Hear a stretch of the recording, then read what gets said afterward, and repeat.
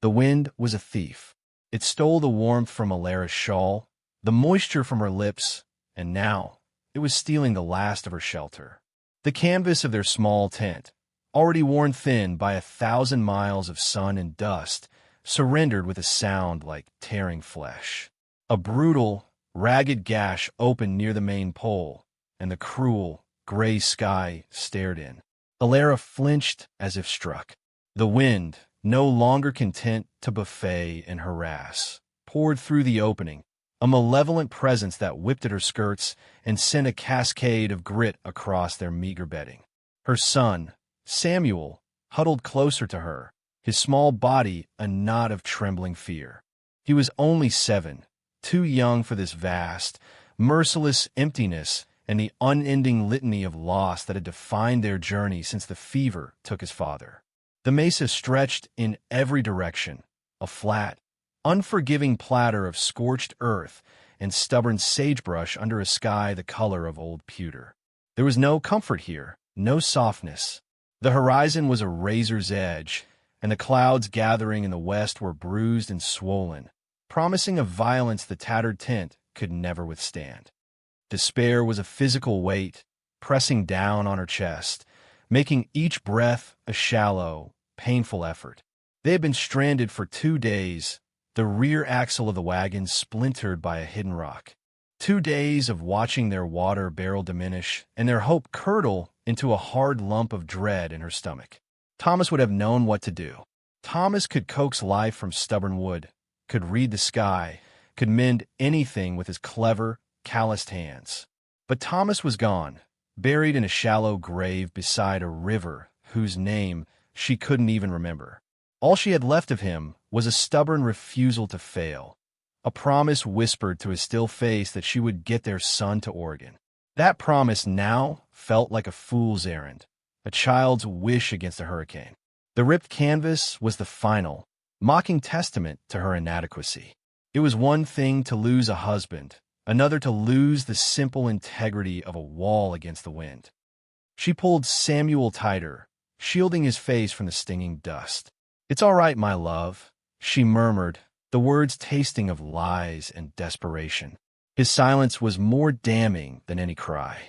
He had grown so quiet these last weeks, his boyish energy leached away by the relentless hardship, his eyes holding a solemn, watchful gravity that broke her heart.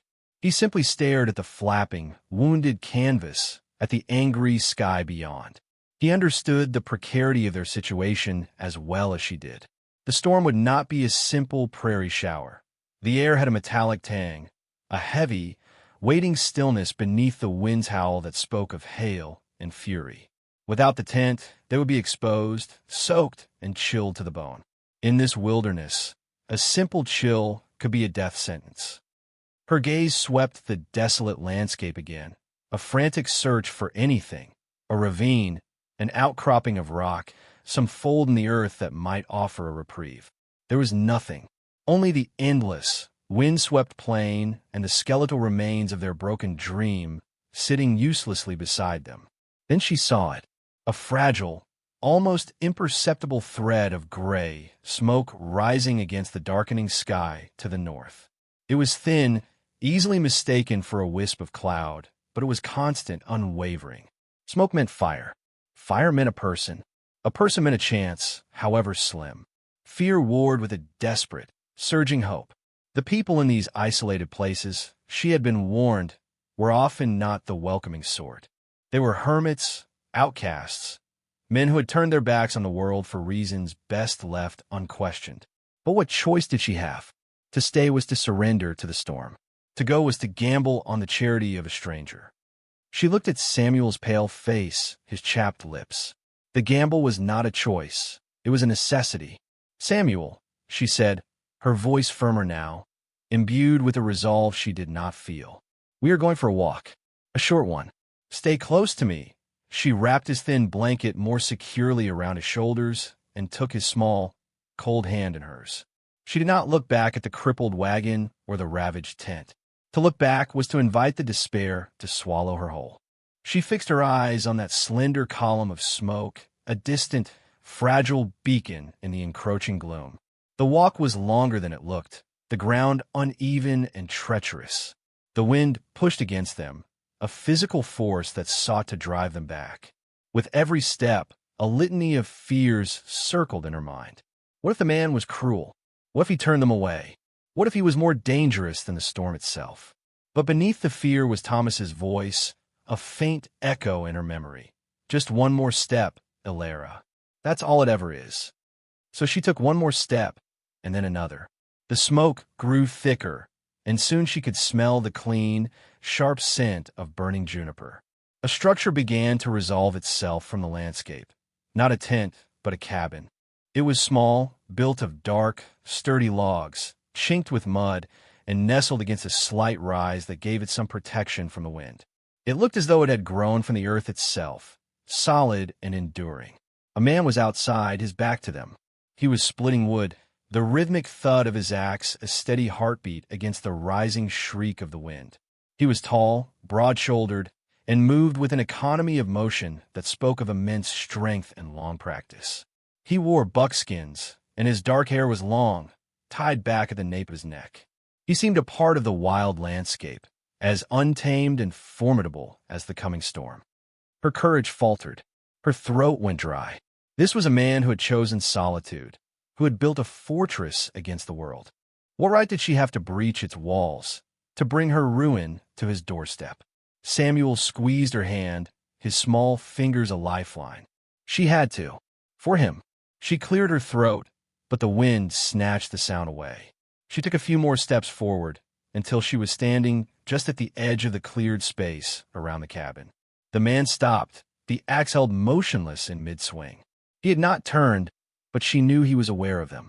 The fine hairs on her arms stood on end. He had sensed them, like a wolf senses a deer.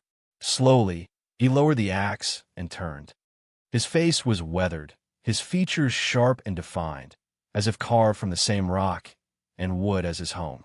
A dark, untrimmed beard covered his jaw, and his eyes, a startlingly clear gray, were narrowed, assessing them with an unnerving intensity. There was no welcome in his expression, only a guarded, profound stillness. He looked from her to the boy, his gaze lingering on their wind-whipped clothes, their desperate faces. Ilara's carefully rehearsed words, her pleas for help, died in her throat. All she could manage was a whisper, a humble, broken question that carried all the weight of her fear and her fading hope. "Patch our tent, kind sir." The man, Silas, did not reply. The words hung in the air between them, buffeted by the same wind that had torn her world apart. His gray eyes, the color of the storm clouds overhead, held her gaze for a long moment. It was not an unkind look, but it was devoid of pity. It was an appraisal, as stark and practical as his axe and the neatly stacked cords of wood. He looked past her, his gaze sweeping the horizon toward the south in the direction from which she had come. He saw nothing, of course, for the wagon was nestled in a shallow dip, but he could read the story in her wind-chafed skin, the desperation etched around her eyes, and the way the small boy clung to her leg as if she were the last solid thing on earth. He looked at the sky again, a long, knowing look that measured the speed of the scudding clouds and the deepening purple hue of the storm's belly. The air was thick with the scent of rain and ozone. He knew what a storm like this could do on the open mesa. Finally, his gaze returned to her. He gave a single, curt nod. It was not an offer of conversation or comfort. It was an answer, an agreement forged in the face of a common enemy, the weather. Without another word, he turned and strode to the wall of his cabin, where a collection of tools hung from wooden pegs. He selected a large sailmaker's needle, thick and curved, and a spool of heavy, waxed thread. He also took a roll of treated canvas, much heavier and darker than her own, and a small block of beeswax. He gathered these things with a quiet efficiency that was both reassuring and intimidating. He moved as if every gesture had been practiced 1,000 times, stripped of all wasted motion. He then disappeared inside the cabin for a moment, emerging with a worn leather pouch which he slung over his shoulder. He did not invite her in. He did not ask her story. He simply prepared for the task at hand. He started walking back the way she had come, his long strides eating up the difficult terrain. He did not look back to see if she was following. He expected it. Alara, momentarily stunned by the swift, silent acceptance of her plea, quickly gathered Samuel's hand and hurried after him. Walking behind him, she studied the powerful set of his shoulders, the confident way his boots found purchase on the rocky ground. He was a creature of this place, while she was an intruder, fragile and unprepared. A profound sense of shame washed over her. She and Thomas had set out with such high hopes, so sure of their own fortitude. They had thought themselves pioneers. This man, this silent figure cutting a path through the wind, he was the reality of it. The wilderness had not broken him. It had forged him. When they reached the pathetic scene of her failure, the listing wagon, the flapping tent, he stopped and surveyed the damage. His expression did not change, but she saw his eyes take in every detail. The splintered axle resting on a hastily assembled cairn of rocks, the frayed ropes, the pitiful tear in the canvas. He walked around the entire wagon once, his gaze analytical, missing nothing. He ran a hand over the splintered wood of the axle, his touch surprisingly gentle, as if assessing the grain of a living thing. Then he turned his attention to the tent. He did not just look at the new rip. He inspected the entire structure, testing the seams, checking the integrity of the poles. He knelt and tugged at one of the stakes she had driven into the hard-packed earth. It came loose easily. He grunted, a low sound of what might have been disapproval or simply acknowledgement. He set to work immediately. He gestured for her to pull the contents of the tent out onto a tarp, which she did with frantic haste, moving blankets and the small crate of kitchen supplies. Once it was empty, he collapsed the structure and spread the canvas flat. The wind fought him, trying to wrestle the fabric from his grasp, but he moved with it, using his body as an anchor, his weight and strength taming the unruly material. He produced a sharp knife from his belt and cut a neat, rectangular patch from the heavy canvas he had brought, making it far larger than the tear itself. He showed her how to hold it in place, positioning her and Samuel as human weights on the corners of the canvas while he began to stitch. His hands were large and calloused, crisscrossed with old scars, yet they moved with a surgeon's precision. He threaded the heavy needle, waxed the thread with a practiced swipe, and pushed the needle through the tough layers of fabric. His stitches were not small or delicate. They were wide, strong, and brutally functional. He created a crosshatch pattern, sewing the patch down not once, but twice, ensuring it was anchored deep into the sound fabric around the rip. Alara watched, mesmerized by the focused intensity of his work. He did not rush, despite the darkening sky and the increasingly violent gusts of wind. He was deliberate, methodical. He was building a defense, and he would not be hurried. She offered him a drink from her canteen.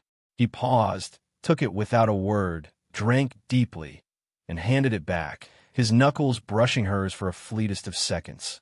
The contact was brief, impersonal, yet it sent a strange jolt through her. It was the first human touch she had felt, other than her son's, since she had held Thomas's cold hand.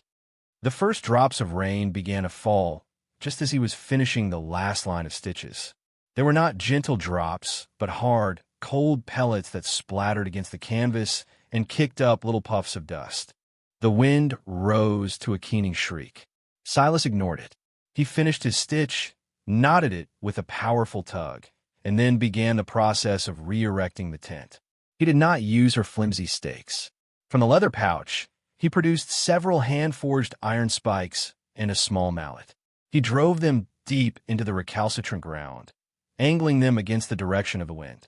He found rocks to brace the lines, creating a web of anchors that held the small structure fast to the earth. The tent, which had seemed so fragile moments before, now looked hunkered down, braced and ready.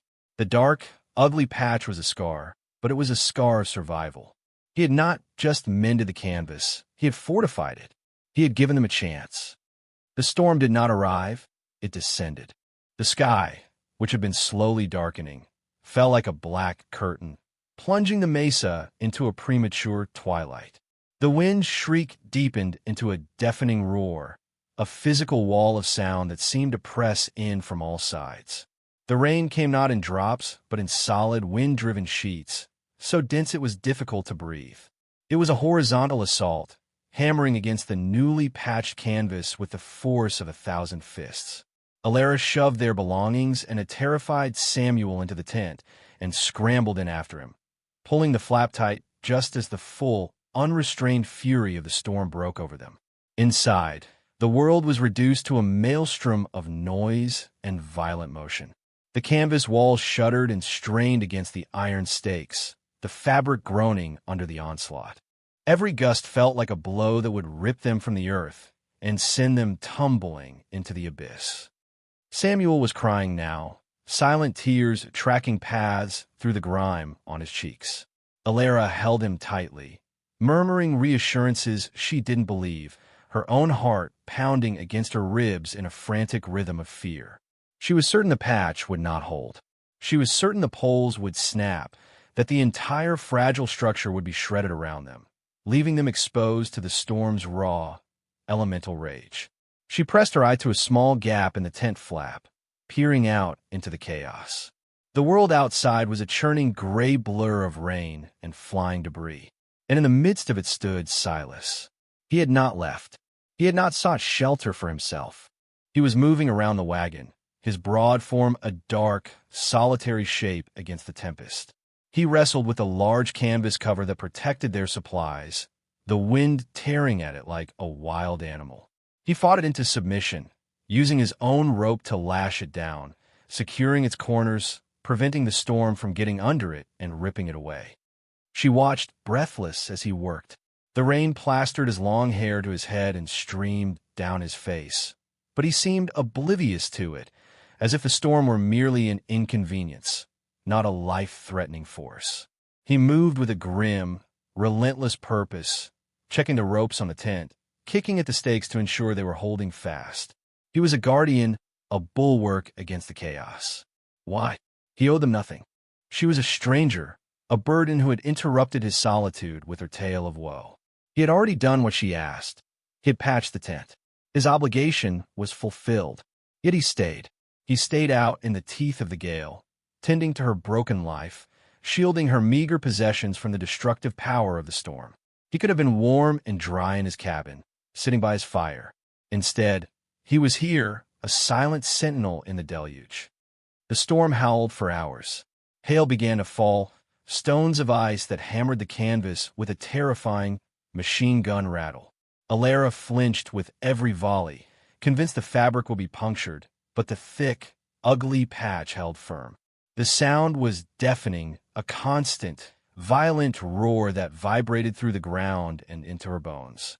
She buried her face in Samuel's hair, trying to block out the noise, trying to project a calm she was nowhere near feeling.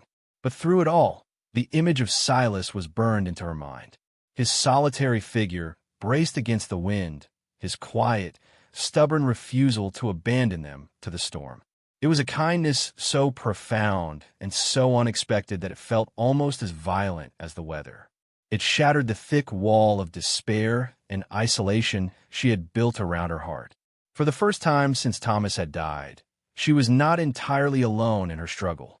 Someone else was standing with her in the storm, and that knowledge, more than the patched canvas itself, was what gave her the strength to endure the long, terrifying night. As darkness finally fell, she saw him retreat to the only shelter available, the narrow space beneath the wagon bed, a place barely fit for an animal. He had chosen to endure the storm's ground-level fury rather than leave them. And in the dark, violent heart of the storm, Alara felt a fragile, unfamiliar flicker of something that resembled hope. The dawn broke on a world scoured clean. The storm had passed, leaving behind a profound, ringing silence and air so clear it felt sharp in the lungs. Puddles of water stood in every depression, mirroring a sky of washed-out blue. Alara crawled stiffly from the tent, her body aching from the tension of the night. The ground was soft, a thick, sticky mud that clung to her boots. The air was cold, biting with the promise of the coming autumn. The tent stood firm, its ropes taut, the dark patch a badge of honor on its battered side. The wagon cover was still securely lashed down. Everything that could have been saved had been, and there, emerging from beneath the wagon, was Silas. He was soaked to the bone, his buckskins dark with water, his hair matted. Mud was caked on his boots and trousers. He moved slowly, stretching his stiff limbs, his face grim and tired. He had spent the night on the cold, wet ground, sheltered only by the wagon's floorboards. A wave of shame and gratitude washed over Alara, so potent it made her dizzy. He had endured that for them, for a stranger and her child. Her own survival had been paramount, but he had actively chosen this discomfort, this hardship on their behalf. The social conventions, the polite thank yous she had been taught as a girl, seemed utterly inadequate for a gesture of this magnitude. Words were flimsy things in the face of such elemental kindness. Action was required. She set about building a fire with a new sense of purpose. The wood was damp, but she found dry tinder in a box deep within the wagon and coaxed a small, sputtering flame to life. As it grew, she mixed their dwindling supply of cornmeal with water to make a thin mush, the last of their proper provisions. It wasn't much, but it was all she had to offer. When it was warm, she poured it into 2 tin bowls. She took a deep breath and walked over to where he stood, watching the rising sun. "Sir," she said, her voice a little hoarse. She held out one of the bowls. He turned to her, his gray eyes unreadable. For a moment, she thought he might refuse, that he was so self-sufficient he would reject even this small offering. But he looked at the steaming bowl, then at her face, and slowly he reached out and took it. His fingers, rough and cold, brushed against hers. He did not say thank you. He simply nodded, accepting the offering in the same spirit of silent necessity in which he had given his help. They ate standing near the warmth of the fire, the silence between them no longer awkward or fearful. It was a shared silence, filled with the unspoken events of the night. They were 2 people who had weathered the same storm, and that created a bond that words could not articulate. Samuel, emboldened by the daylight and the warmth of the fire, emerged from the tent. He was a resilient child, his fear from the night already receding, replaced by a boy's natural curiosity. He stared at Silas with wide, solemn eyes. Silas, who had seemed so formidable, now just looked tired and muddy. Samuel pointed a small finger towards a flash of blue in a nearby sagebrush. "What bird is that?" he asked, his voice clear in the quiet morning. Alara tensed, worried he was intruding on the man's solitude. But Silas followed the boy's gesture. His gaze softened almost imperceptibly as he watched the mountain bluebird. "That's a bluebird," he said. His voice, which Alara had only heard in monosyllables, was a low baritone, rough with disuse but not harsh. "Means the weather will hold fair for a time." He looked at Samuel, a directness in his gaze that was startling. "They eat insects. Spiders mostly." Samuel's eyes went wide with fascination. "Spiders." Silas nodded. "Keeps the pests down." The conversation was simple, factual, yet it was a profound shift. He was not just a silent force of nature. He was a man who knew the names of birds, a man who would speak to a child about spiders. It was a small crack in the wall of his stoicism, a glimpse of the person who lived behind the formidable exterior. He was not just a survivor. He was a part of this world, knowledgeable and observant. He finished his mush, rinsed the bowl in a puddle, and handed it back to her.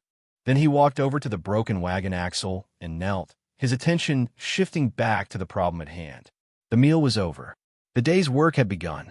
Silas ran his hand again along the jagged, splintered wood of the axle. He shook his head, a minute, almost imperceptible gesture of finality. It was not a break that could be simply braced or bound. The wood was compromised, its integrity destroyed. To attempt a journey over the mountains with a repair of that nature would be suicide. Alara watched him, her stomach tightening into a cold knot.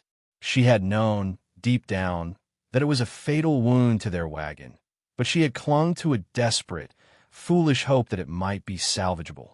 His silent judgment confirmed her worst fears. They were truly stranded. Her mind raced, a frantic catalog of impossible options.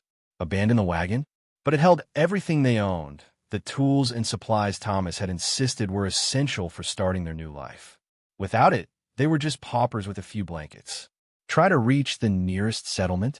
She didn't even know where that was, or how many days' walk it would be across this empty land.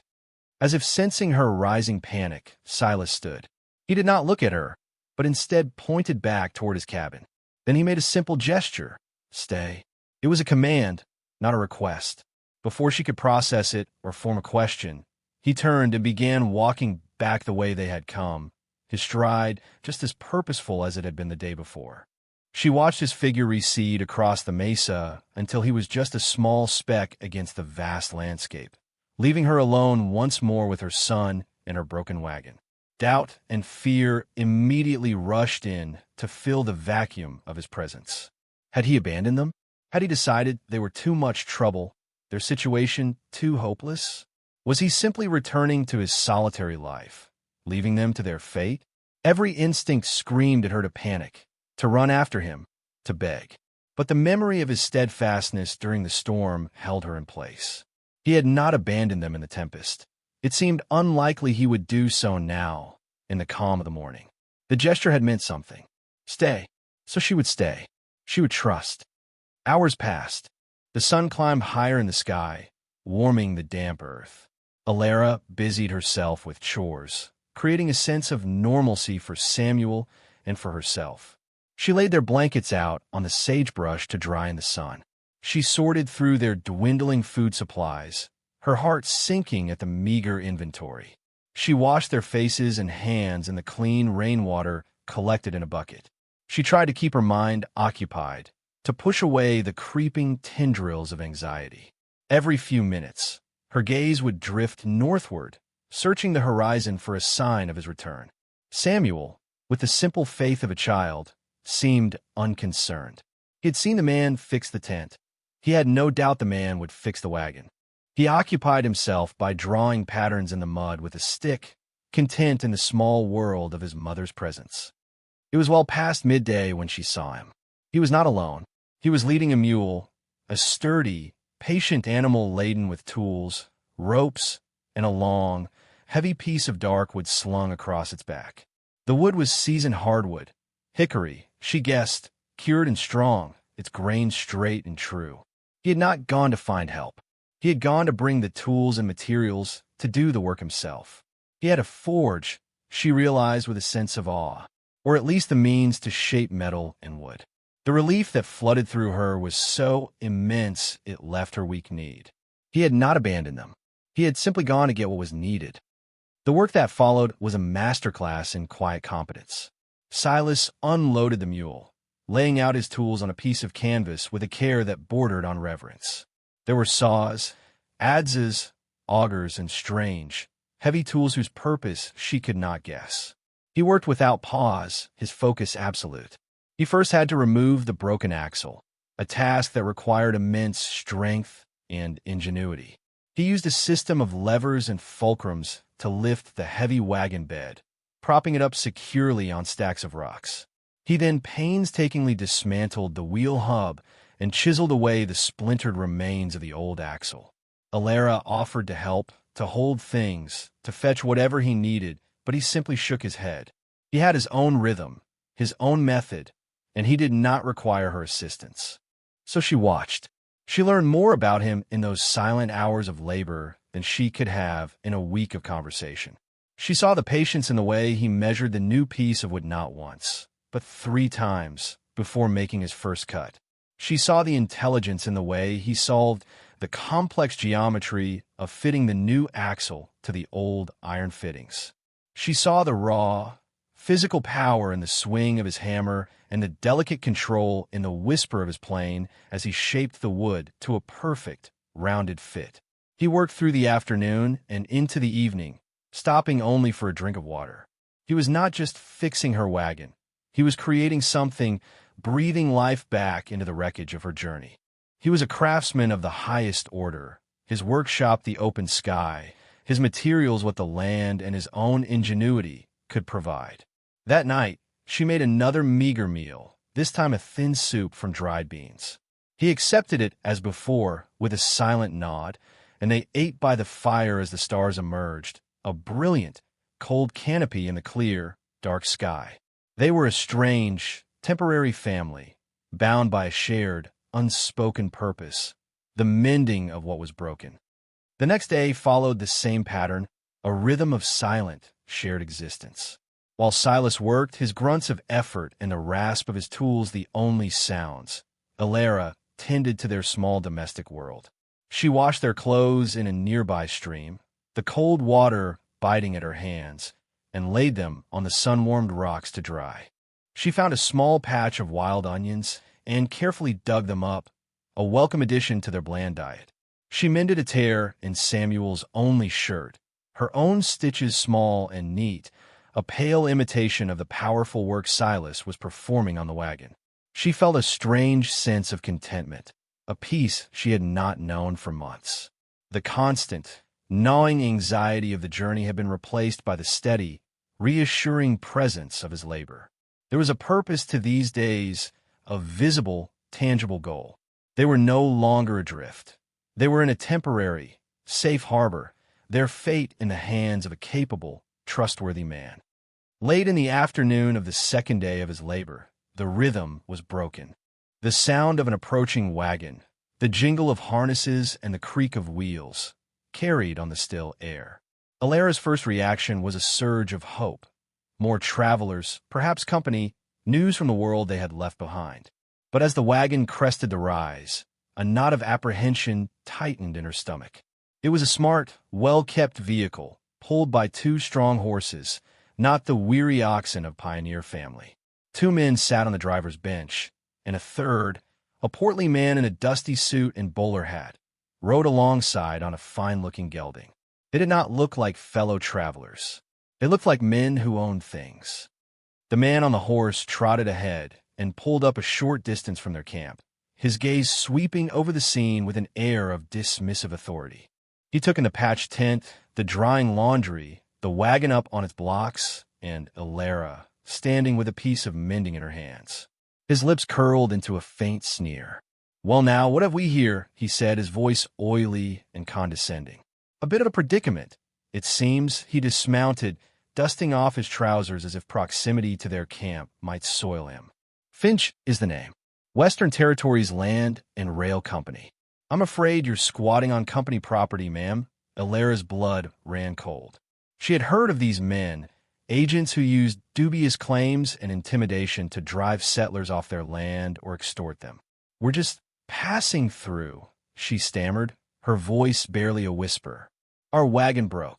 Finch chuckled, a humorless, unpleasant sound. "A common story. This entire mesa, you see, is part of a railroad grant, surveyed and claimed. Your presence here constitutes trespassing."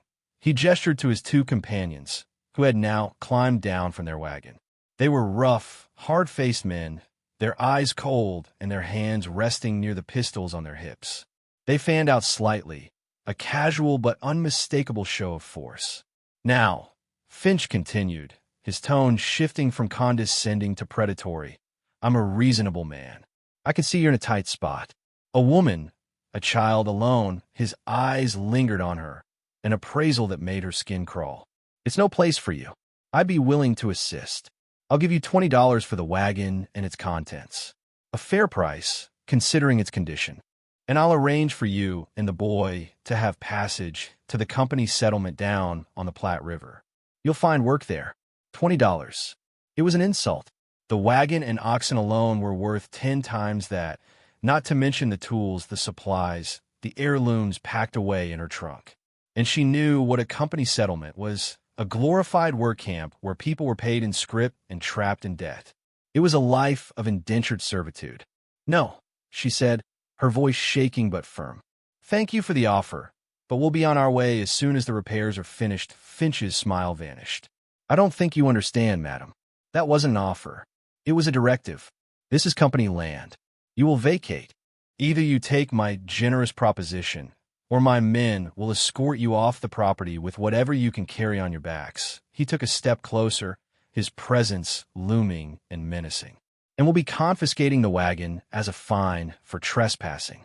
I suggest you make the wise choice. Fear, cold and sharp, pierced through her. She was helpless. These men were cruel, greedy, and they held all the power. All her resilience, all her determination, felt like a fragile shell about to be crushed. From beneath the wagon, a sound, the soft scrape of wood on wood, and then the clink of metal. Silas emerged, unfolding himself from the cramped space where he had been working. He rose to his full height, a slow, deliberate movement.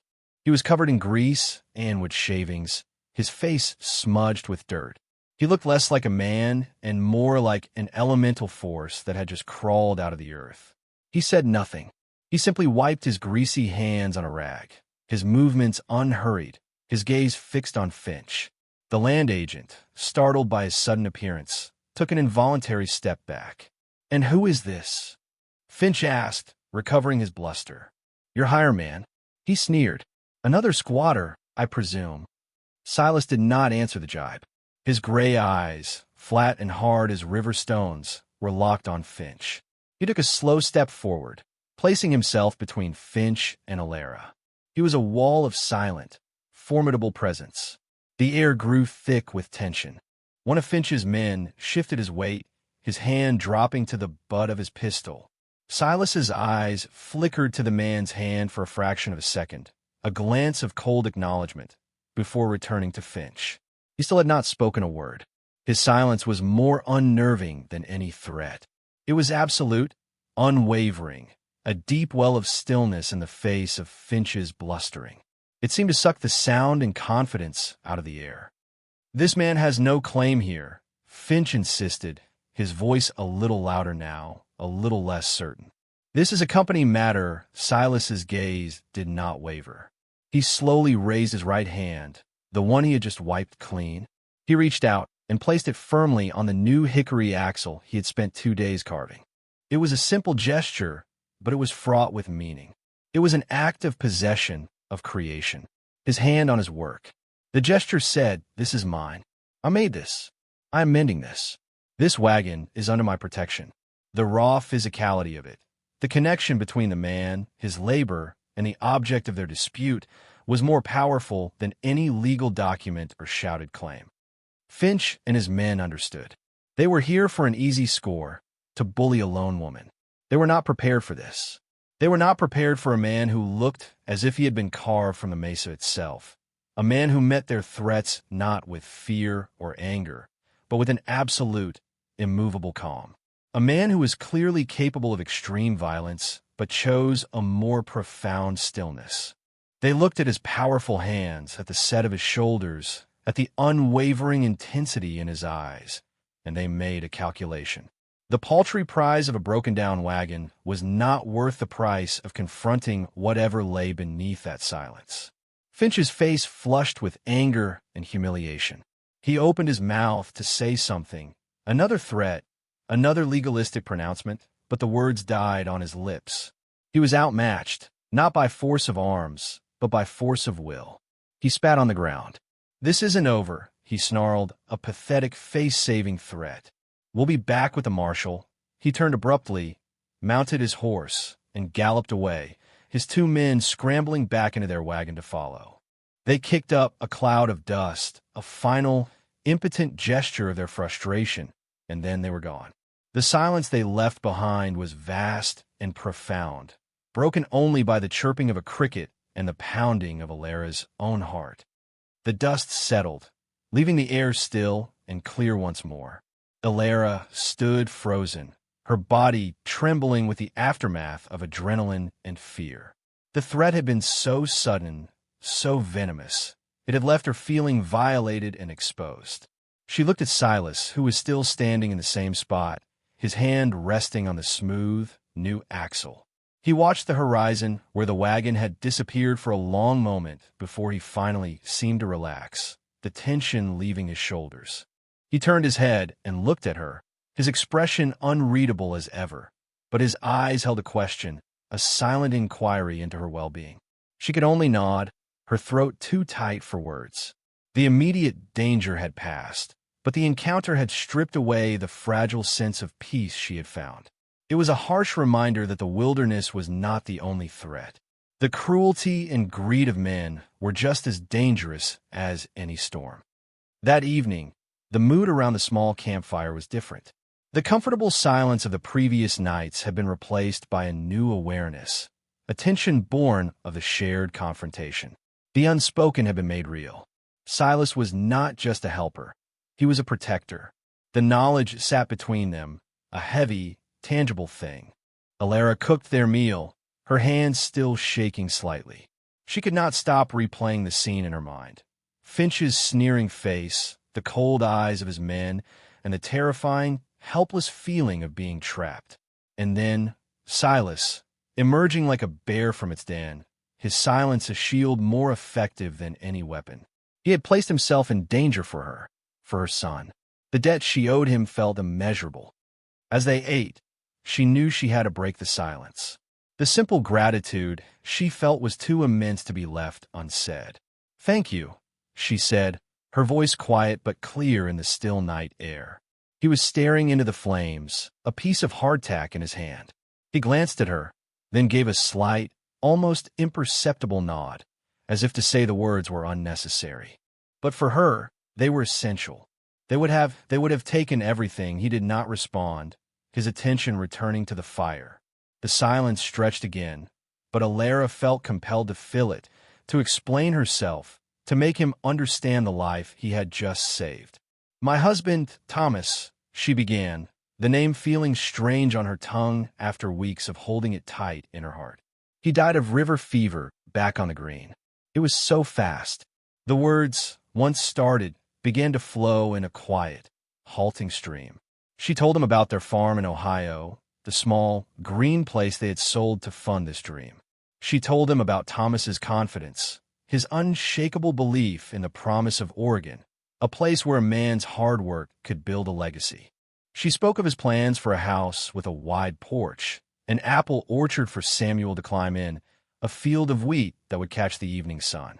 She described the hollow feeling of waking up each morning since his death, the crushing weight of responsibility, the terror of being so utterly alone. She spoke not with self-pity, but with the flat, exhausted tone of someone recounting a long, painful history. She was not asking for his sympathy. She was simply bearing witness to her own grief, giving it voice in the presence of the one person who had shown her a profound, unasked-for kindness. Silas listened. He did not interrupt. He did not offer empty words of comfort. He simply sat across the fire from her, his solid presence a steady anchor in the darkness. He watched her face, his expression softened by the flickering firelight, and he listened. For a man of so few words, he was an exceptional listener. He gave her the rare gift of his complete, undivided attention. In his stillness, she felt a profound sense of being heard, of being seen, not as a pitiful widow or a burden, but as a person with a story, with a loss that mattered. The act of telling, of sharing the weight of her sorrow with another human being, was a release. It did not lessen the pain, but it made it less lonely. It was as if she had been carrying a heavy stone inside her chest for weeks, and now she had finally been allowed to set it down for a moment. When her words finally trailed off into silence, she felt empty but also lighter. She looked at him, her eyes blurry with unshed tears. "I promised him I would get Samuel to Oregon," she whispered. "I just didn't know how hard it would be for the first time." She saw a flicker of something in his eyes, a deep, ancient sadness that seemed to mirror her own. It was a look of understanding that transcended words, a recognition of shared hardship, of loss endured.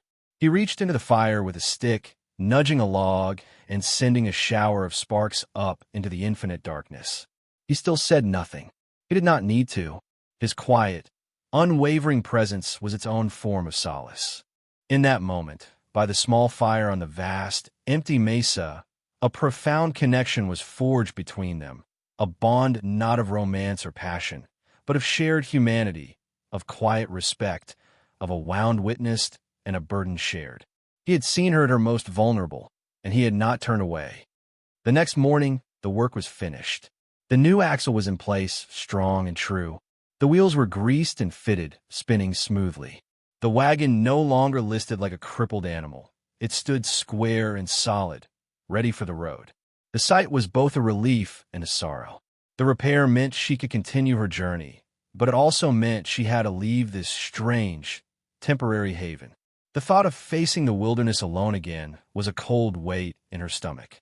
The past few days, under Silas's silent protection, had been a reprieve, a moment to breathe and gather her strength.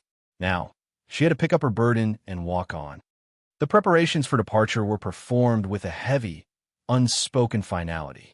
Alara packed their belongings back into the wagon, her movements slow and deliberate. Every folded blanket, every stowed pot, felt like a step away from the security she had found here. Samuel seemed to sense the shift. He was quiet, his usual morning energy subdued. He wandered over to the stream and returned a few minutes later, his small fist clenched. He walked up to Silas, who was gathering his tools, and held out his hand. On his palm lay a small, perfectly smooth gray stone, worn into a soft oval by the water. "For you," Samuel said, his voice small. Silas stopped what he was doing and looked down at the boy, then at the stone. He knelt, bringing himself down to Samuel's level. He looked at the boy's serious face for a long moment, then gently took the stone, his large, calloused fingers closing around the small, simple gift. He looked at it, then tucked it carefully into a small pouch on his belt. "Thank you," he said, his voice a low rumble. It was the first time she had heard him use those words. Her own farewell felt far more complicated. How could she possibly repay him? Money felt like an insult, a crude attempt to put a price on something invaluable. But she had to offer. It was all she had. She went to the small wooden chest where she kept their few valuables and took out a small cloth bag. Inside were the last of the silver coins she and Thomas had saved. She approached him as he was loading the last of his tools onto the mule. "Sir," she said, holding out the bag. "Please. It's not enough, but it's what I have." He looked at the bag, then at her face. He slowly shook his head. He did not even reach for it. The refusal was absolute, unquestionable. He had not done it for money. Instead, he reached for a burlap sack that was lying with his things. It was heavy, and he pushed it into her hands. "For the journey," he said. She looked inside. It was filled with dry jerky, a bag of parched corn, and several dense bricks of hardtack. It was a fortune of provisions, enough food to last for weeks. It was a gift of life, of time, of a future. Tears welled in her eyes, blurring his image. "I can't," she began, but he cut her off. "The pass through the Blue Mountains," he said, speaking more than he had in all the previous days combined. "It will be clear for another month. Maybe more. After that, the snows come early. Stay to the North Fork of the river. The water is better. Watch for rock falls after a rain." It was not just food, it was guidance. It was knowledge, passed from a man who knew the land to a woman who did not. It was a map, a blessing, and a warning, all rolled into one. He was giving her the tools she needed to survive after she left him. He finished tying the last of his tools to the mule's pack saddle. The moment had come. There was nothing left to say, nothing left to do but leave. They stood facing each other for a long, silent moment. The vastness of the mesa stretched out around them, the silence broken only by the wind and the sage. He looked at her, and his gray eyes, for the first time, seemed to hold a hint of something other than stoicism. It was not pity, but a deep, profound respect. He saw not the helpless woman who had come to him in desperation, but the survivor who stood before him now. He gave her a final, small nod. It was a dismissal, a farewell, and a gesture of faith. Then he turned, took the mule's lead, and began walking back toward his cabin, not once looking back. Alara climbed onto the wagon's seat, her limbs feeling heavy, her heart a confusion of gratitude and sorrow. She clucked to the oxen, and with a familiar groan and creak, the wagon lurched forward. It rolled smoothly, the new axle holding firm. She drove away from the small camp that had been her sanctuary, not allowing herself to look back. She focused on the horizon, on the path ahead. The land was still vast, the journey still long and perilous, but something inside her had shifted. She was no longer just a victim of her circumstances, buffeted by fate. She had faced a storm and survived. She had faced the cruelty of men and endured. She had asked for help, and she had received it. She had been shown a kindness so profound it had rekindled her faith in the possibility of goodness in this harsh, unforgiving world. When she reached the crest of a high ridge, miles away, she finally allowed herself to stop. She turned and looked back across the expanse of the mesa. From this distance, she could just make out the location of his cabin, marked by a tiny, fragile thread of smoke rising straight and true into the clear blue sky. It was a beacon of solitude, of a life lived on its own terms. He was there, in his world, and she was here, in hers, moving forward. She looked down at the wagon, at the dark, ugly patch on the canvas of her tent. It was not a mark of shame, a reminder of her failure. It was a scar, a symbol of resilience. It was a testament to the fact that what is broken can be mended, sometimes by the unexpected kindness of a stranger. The patch was a promise that she was not truly alone, that the strength and decency of one good man traveled with her. She looked at Samuel, who sat beside her on the seat, his small face turned toward the west. He was no longer staring into the past, but looking toward the future. She felt the weight of her grief for Thomas, a familiar ache in her chest, but it was no longer a crushing, all-consuming burden. It was a part of her story, a sorrow she would carry always, but it did not have to be the end of her story. The memory of Silas's quiet strength, his unwavering competence, his silent protection, that too was now a part of her. He had not just fixed her wagon. He had shored up her own splintered spirit. He had reminded her that survival was not just about brute force, but about quiet endurance, about craftsmanship, about meeting the world with a steady, unwavering gaze. The horizon ahead was still immense, the challenges unknown. But it no longer seemed like a threat. It looked like a promise, a possibility. She picked up the reins, her grip firm and sure. She clucked to the oxen, her voice, when she spoke, no longer the trembling whisper of a desperate woman, but the clear, steady command of a pioneer. The journey was far from over, but a crucial part of it was complete. She had been mended. She was ready,